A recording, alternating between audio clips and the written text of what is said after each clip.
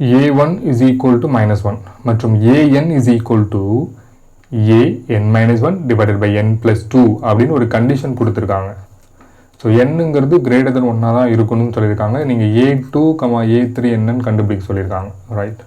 So first a2 என்னன்னு பார்க்கலாம். 2வா, அதனால் இங்கே n இருக்கிற இடத்துலாம் 2 சப்ஸ்டிட் பண்ணிக்கோங்க. a2 minus 1 divided by 2 plus 2 equal to a1 divided by 4. சரிங்களா?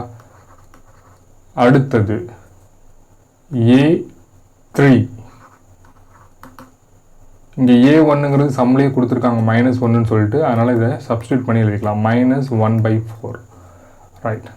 ஸோ அடுத்தது a3 என்னங்கிறது பார்க்கலாம். So a3 minus 1 divided by 3 plus 2ன்னு வரும் is equal to a2 divided by 5ன்னு வரும்.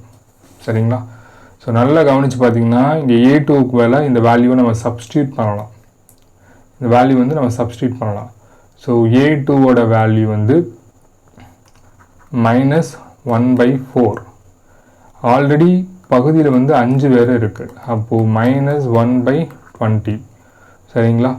ஸோ ஆன்சர் வந்து a2க்கு வந்து -1/4, a3க்கு வந்து -1/20. -1/4 -1/20ங்கிறது எதில் இருக்குதுன்னு பார்த்தீங்கன்னா ஆப்ஷன் டியில் இருக்குது. ஸோ டிங்கிறது தான் இதுக்கு சரியான விடை.